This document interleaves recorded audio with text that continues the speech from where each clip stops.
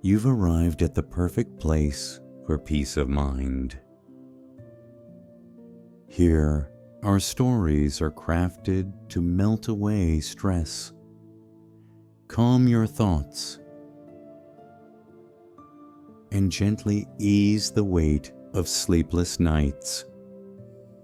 Turn off the lights, close your eyes, and let us take care of the rest. And now, let the story begin.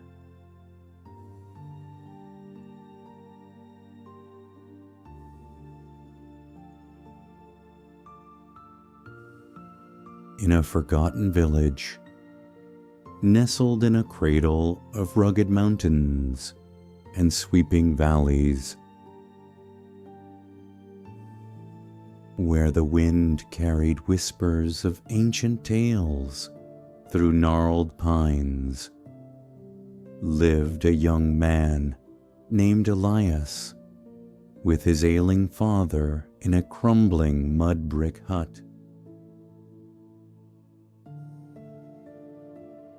Their existence was one of unrelenting poverty, days spent scavenging wild herbs and stale bread, nights haunted by the absence of medicine to ease the father's racking coughs, which grew harsher with each passing winter.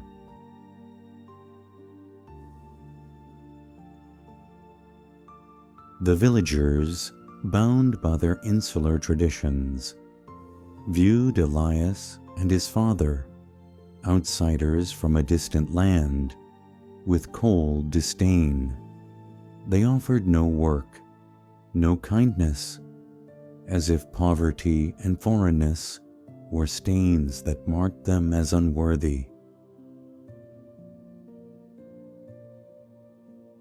Each evening, as the sun dipped below the horizon, painting the sky in hues of amber and rose, Elias sat by his father's side.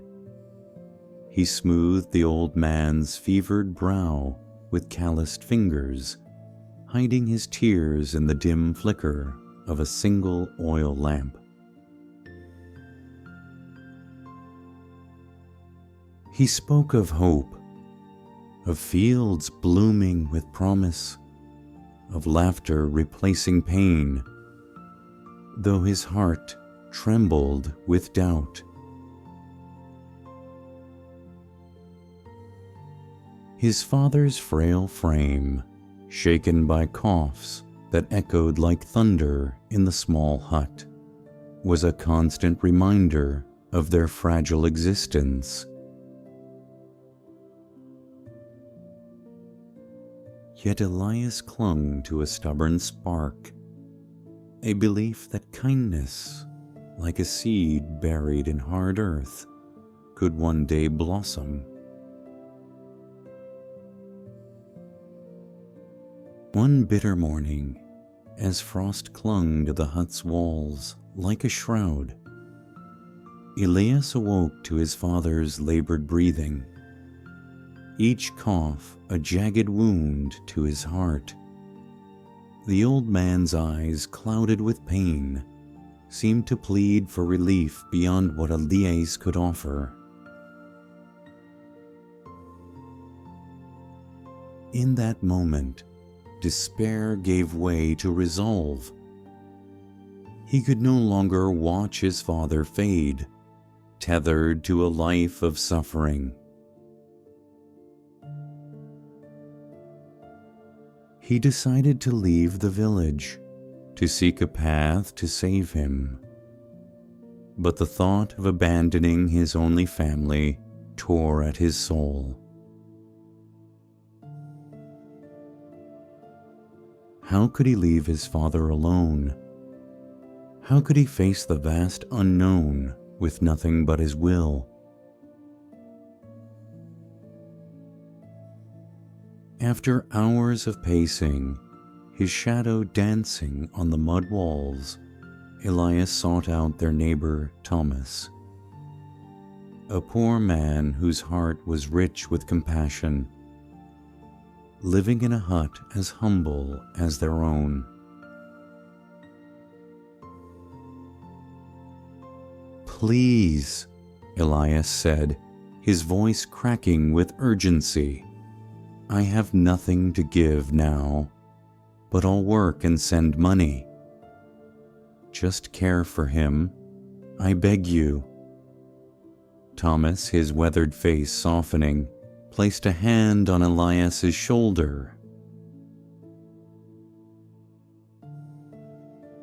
"I'll care for him as if he were my own father," he promised, his voice steady with sincerity. Elias's eyes stung with gratitude, and he returned to his father to share his plan.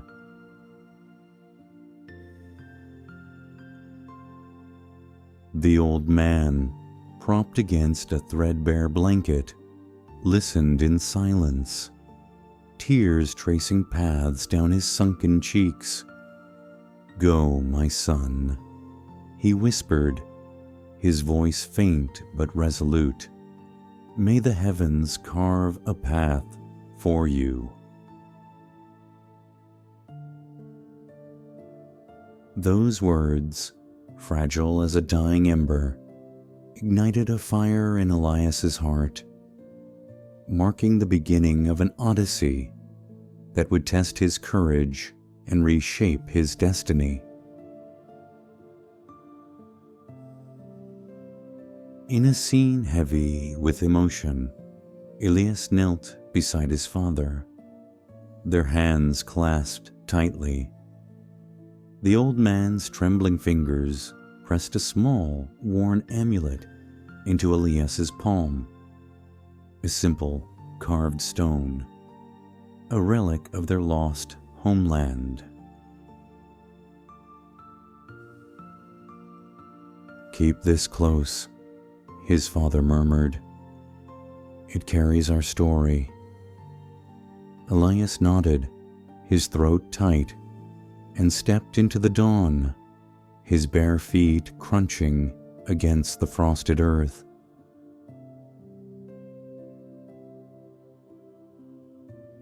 As he walked away, he glanced back at the hut, its silhouette framed against the rising sun, his father's frail form a shadow in the doorway.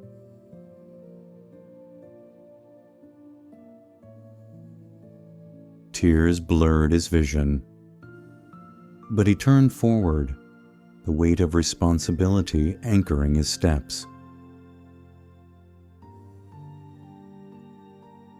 Elias set out alone, his feet bruised by rocky trails, carrying only a crust of bread and the amulet tied around his neck. The journey was punishing.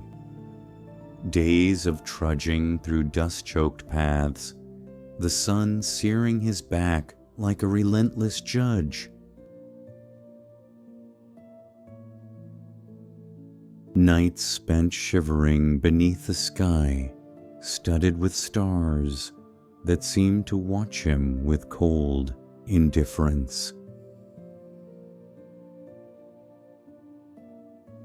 He crossed streams so icy they numbed his toes, climbed hills where the wind howled mournful songs, and slept in the hollows of ancient trees, their gnarled roots cradling him like a mother's embrace. Hunger gnawed at his belly, and doubt whispered in his mind, but the thought of his father's suffering kept him moving, each step a vow to return with hope. After weeks of travel, his body weary, but his spirit unbroken, Elias reached a grand city. Its streets thrummed with life, merchants hawking silks and spices, carts rattling over cobblestones, lanterns casting a golden glow that masked the struggles of the poor.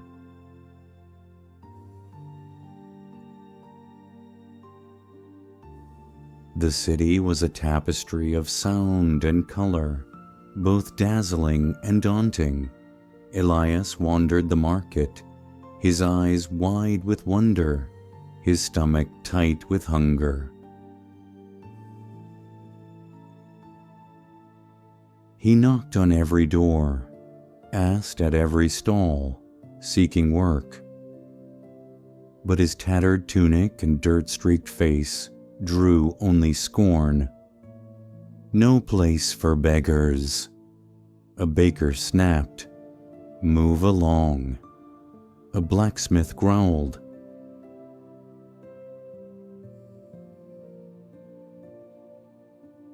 Each rejection was a stone added to the weight on his shoulders. But Elias pressed on, driven by the image of his father's frail form.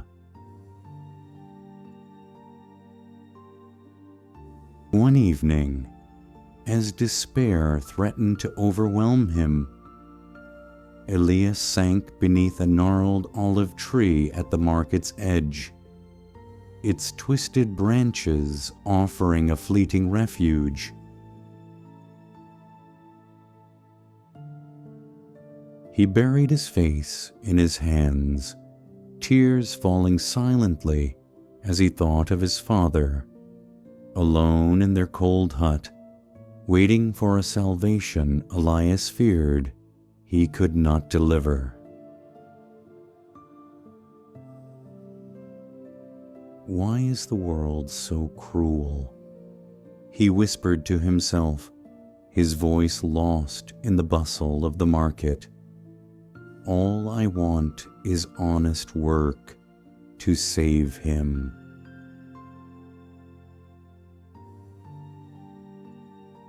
As he wept, an old food vendor named Samuel, his face lined with years of kindness, approached. "What troubles you, lad?" he asked, his voice soft as the rustle of leaves.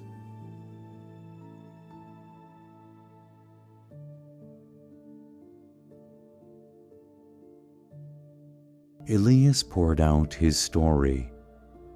His father's illness, the village's cruelty, his desperate journey. Samuel listened, his eyes warm with empathy. "Come with me," he said, leading Elias to his modest home at the city's edge. A small stone house, fragrant with the scent of fresh bread and herbs.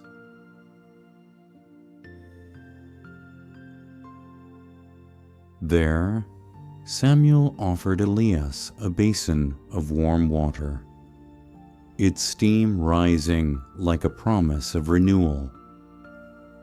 He gave him a clean tunic, patched but dignified, and combed his tangled hair with care. A dab of cedar-scented oil brought a faint glow to Elias's weary face. When Elias looked in a cracked mirror, he saw a man transformed, a figure of quiet strength, his eyes burning with purpose.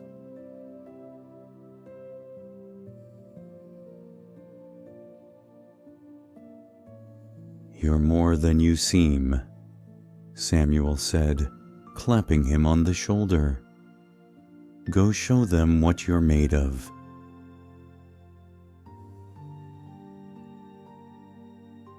The next morning, Elias learned of a trial at the royal palace to select workers for the king's gardens. A crowd had gathered, their murmurs buzzing like bees.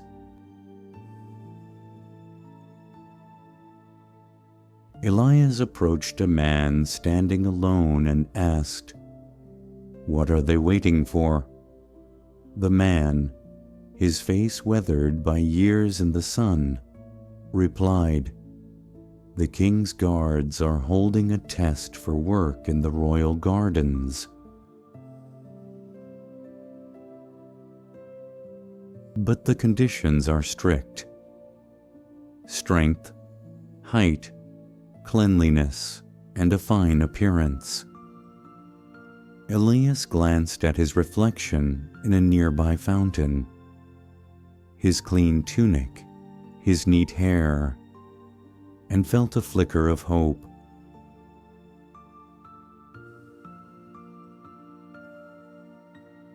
"Can anyone try?" he asked. The man laughed, eyeing Elias's simple clothes. "Only if you're strong, tall, and presentable. Look at yourself. They won't even let you near."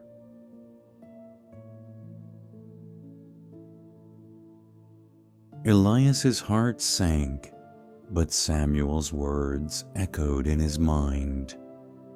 He joined the line, his head held high. The guards, noting his quiet dignity, let him pass. The trials spanned 4 days, each a test of body, mind, and spirit.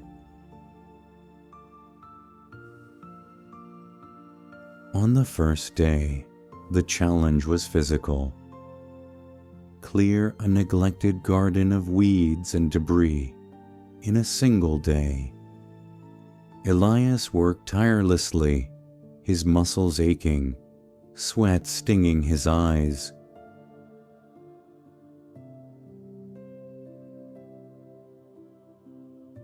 While others faltered, he pressed on, driven by the thought of his father's frail hands.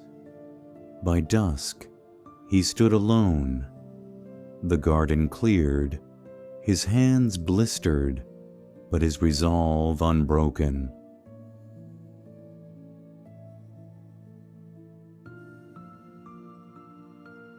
The second day tested skill. Plant a bed of roses in an hour, arranged in a pattern pleasing to the eye. Elias studied the other workers, their haphazard efforts lacking harmony.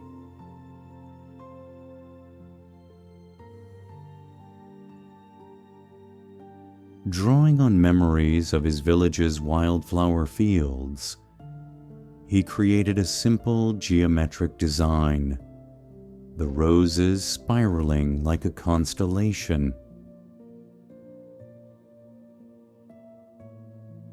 The overseers, impressed by its elegance, nodded in approval.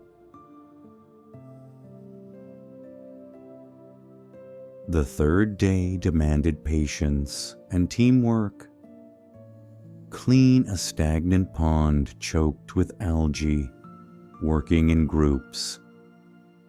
One worker, a burly man named Gideon, stirred trouble, shouting and refusing to cooperate.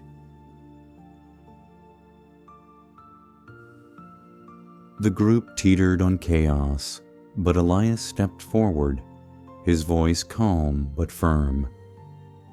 "We're stronger together," he said, his words cutting through the tension. He worked alongside Gideon, guiding without commanding, and by day's end, the pond sparkled, the group united. The fourth day was a test of character. A frail man, planted among the contestants, pretended to struggle, begging for help. Many ignored him, focused on their tasks. Elias, seeing the man's trembling hands, stopped to carry his load, guiding him to the finish. Unbeknownst to him, the overseers watched, noting his compassion.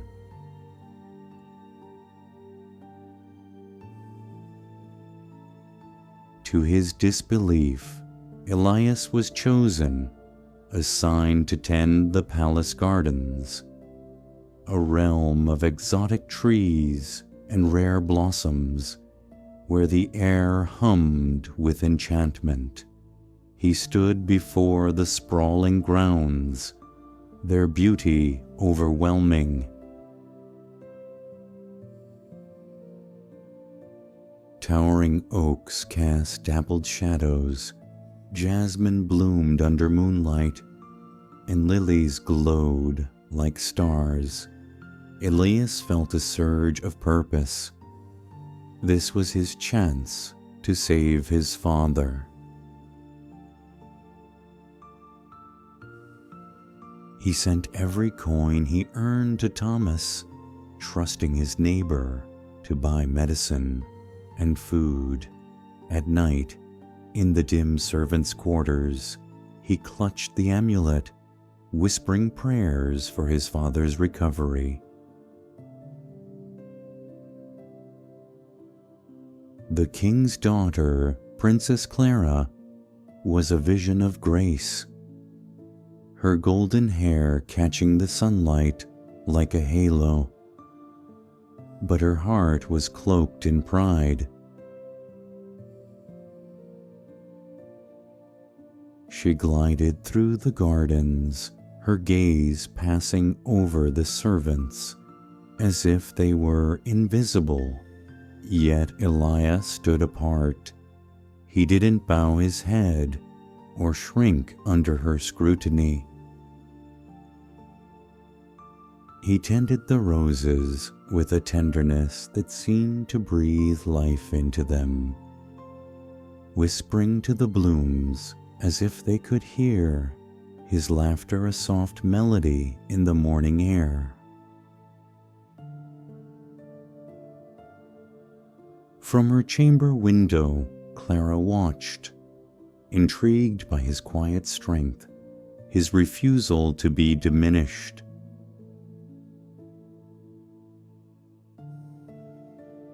She noticed how he coaxed wilted flowers back to life, how he shared his meager lunch with a stray sparrow, how his hands moved with care and purpose.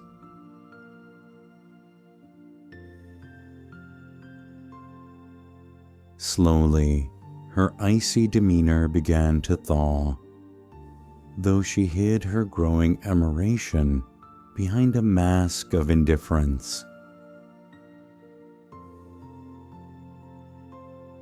Elias's days were long but fulfilling. He learned the secrets of the garden, how to prune roses to coax their fullest bloom, how to nurture saplings through harsh winds, how to listen to the earth's quiet rhythms.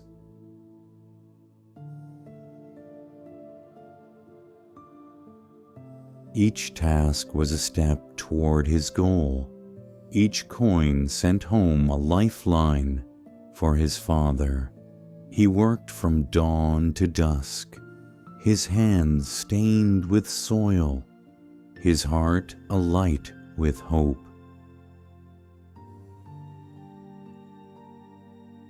At night, he lay on his cot, the amulet warm against his chest, imagining his father's voice, stronger with each passing day. One evening, as the sky burned with hues of amber and rose, Clara lingered in the garden. Her usual aloofness softened. She approached Elias, who was tending a bed of violets.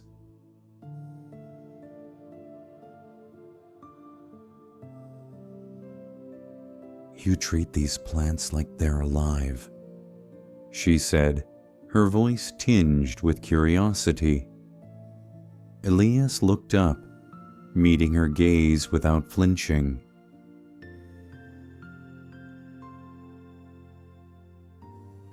"They are alive, my lady," he replied. "They just need someone to care." Clara's lips twitched, almost a smile, and she walked away, her heart stirring with something unfamiliar.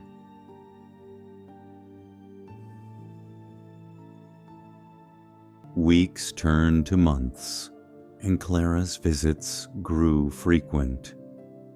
She asked Elias about the plants, their names, their seasons.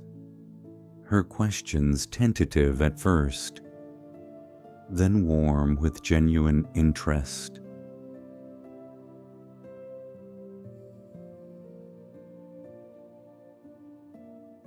Elias shared stories of his village, the way the wind sang through the valleys, the taste of wild honey on rare good days, the warmth of his father's laughter before illness stole it.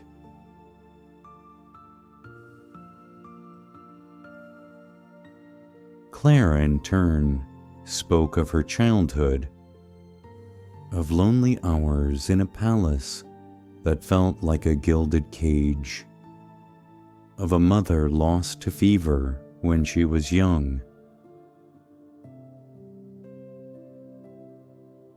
Their conversations, once formal, became a quiet bond, a thread woven from shared moments under the garden's canopy. But peace was fleeting. One moonless night, during a grand feast celebrating the king's reign, a band of outlaws breached the palace walls. They were no ordinary thieves, but mercenaries sent by the king's brother, Lord Cedric, a man consumed by ambition to seize the throne. Disguised as guests, they moved with lethal precision. When the lanterns flickered out for a moment, chaos erupted. Clara was gone, spirited away through a hidden passage known only to traitors within the court.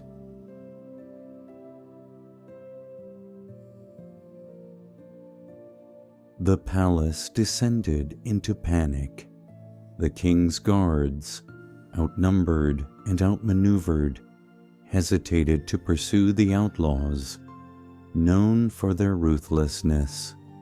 Elias, tending the garden's edge, glimpsed the kidnappers' shadows slipping into the night. His heart pounded, but he could not stand idle.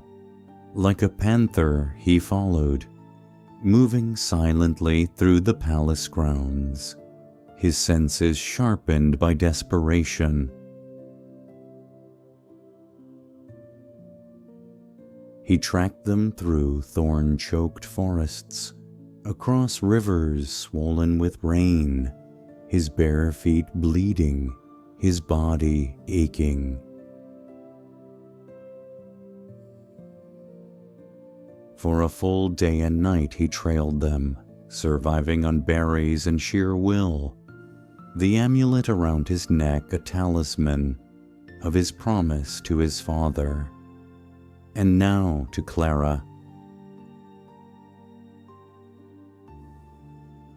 At last, he reached their hideout, a cavern carved into a distant mountain, its entrance guarded by jagged rocks. Hiding under a twisted pine, Elias overheard the outlaws' plan.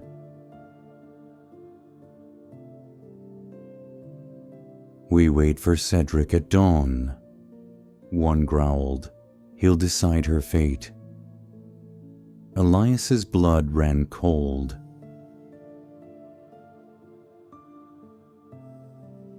This was no simple kidnapping.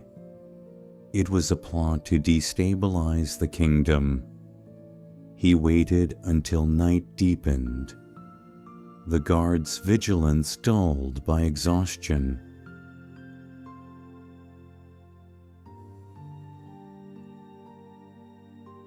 Slipping into the cavern, he navigated its damp, echoing tunnels, his heart thundering with fear and resolve. He found Clara in a small chamber, her wrists bound, her face pale but defiant. Her eyes widened at the sight of him. "Elias?" she whispered, disbelief mingling with hope.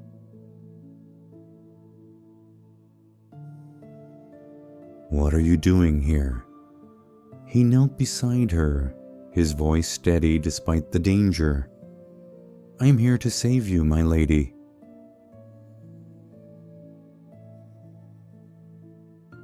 Her breath caught, and she stared at him, a stranger who had risked everything for her.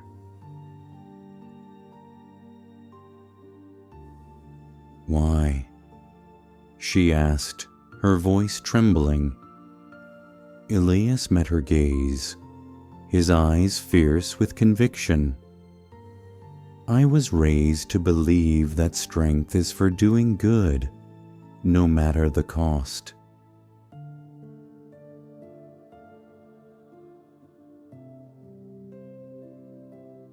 "You're worth saving, not as a princess, but as a person." His words, simple yet profound, struck her like a thunderbolt. In that moment, Clara saw him, not as a servant, but as a man of unshakable honor. Elias untied the ropes binding the princess's hands and feet. But the guards stirred. Elias and Clara moved as one, their movements swift and silent. A guard lunged, his blade glinting, but Elias grappled him to the ground, his strength born of desperation. Clara, clutching a rock, struck another, her hands trembling but resolute.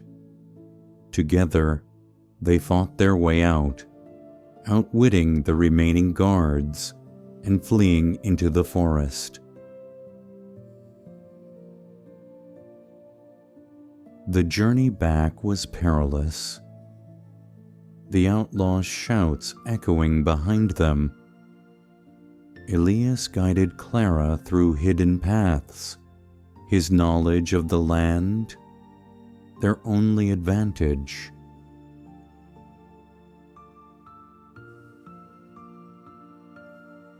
Dawn broke as they reached the palace, their bodies bruised, their hearts pounding with relief. The court erupted in joy, the king embracing Clara, tears streaming down his face. He turned to Elias, his voice thick with gratitude. "Name your reward," he said. Elias shook his head. "What I did was my duty, my lord. It's not for sale." The king, struck by his humility, demanded to know his story. In the throne room, surrounded by gilded tapestries and stern-faced nobles, Elias recounted his life, the village's cruelty, his father's illness, his journey of sacrifice. His voice broke as he spoke of his father, and Clara, standing nearby, felt tears prick her eyes. The king listened, his heart softening, seeing in Elias a courage few nobles possessed. Clara, transformed by her ordeal, shed her mantle of pride. Each morning she sought Elias in the garden, no longer a princess, but a woman seeking connection. They spoke of small joys, a flower's first bloom, a childhood memory, and their bond deepened, rooted in mutual respect. Clara laughed freely now, her smile a beacon in Elias's world.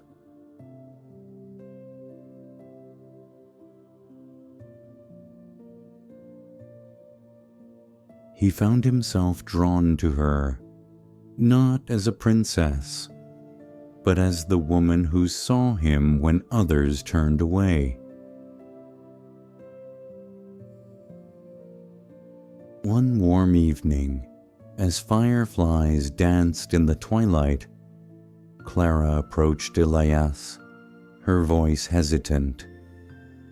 "A prince from a neighboring kingdom has asked for my hand," she said, her eyes searching his.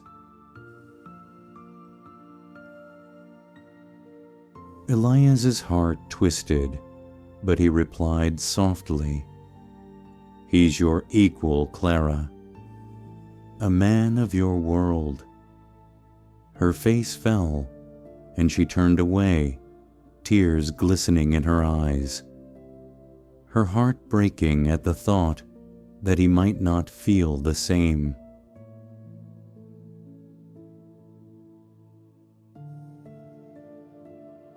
The next day, Clara returned, her resolve unshaken. "I don't want a prince," she said, her voice steady despite the tremor in her hands. "I want a man who stood up to me, who risked everything for me, who saw me beyond the crown." "I love you, Elias." His breath caught, his heart racing. He had loved her since the moment he saw the kindness beneath her pride, but he'd never dared hope. "I love you too," he whispered, the words a release of years of unspoken longing. Clara went to her father, the king, and declared her wish to marry Elias. The king's face darkened, his pride wounded. "A gardener," he protested. "The princes of other kingdoms will mock us."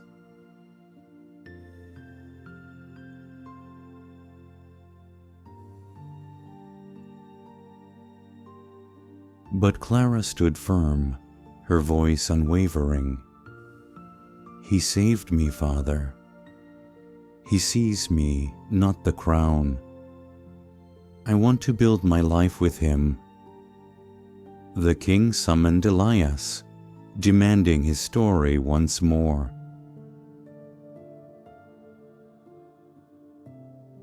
As Elias spoke of his father's suffering, his journey, his sacrifices, his voice broke, and the king, moved by his honesty, felt his resistance crumble. "If any man deserves my daughter," he said, "it is you." the king sent his finest physicians to the village, bringing Elias's father to the palace, where they nursed him back to health.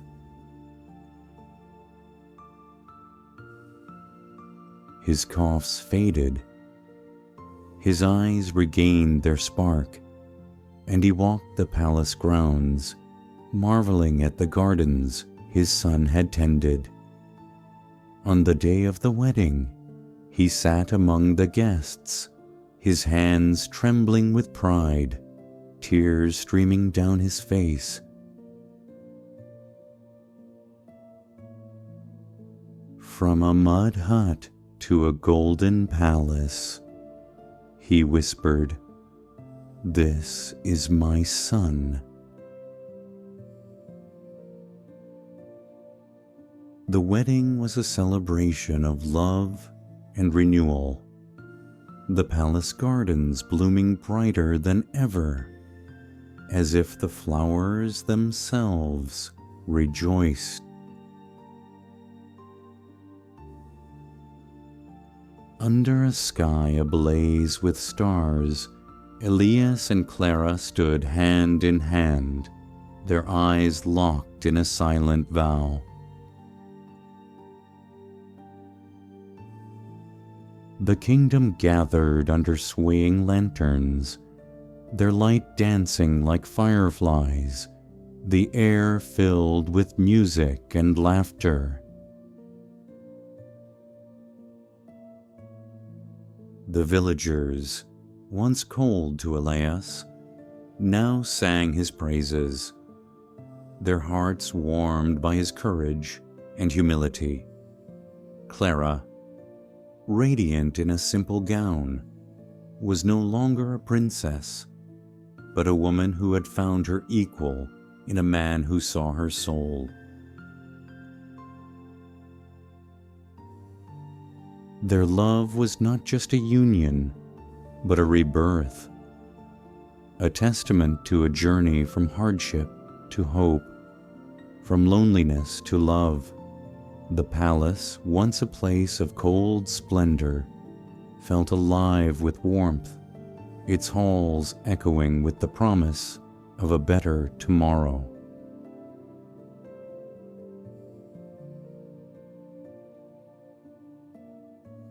As Elias and Clara danced, their laughter mingling with the music, the amulet around Elias's neck glinted faintly, a quiet reminder of the story that had brought them here.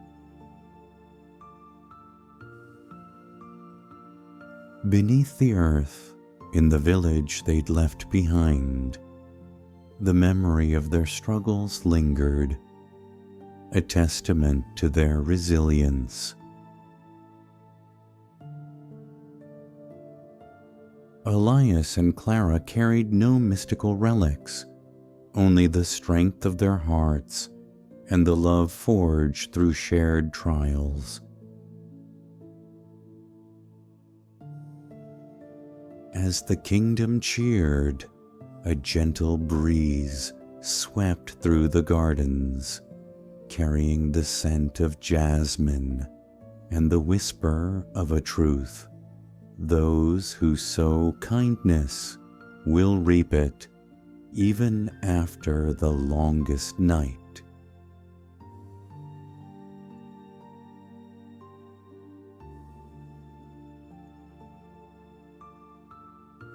Good night. Close your eyes and let peace find you. Tomorrow always brings a new light.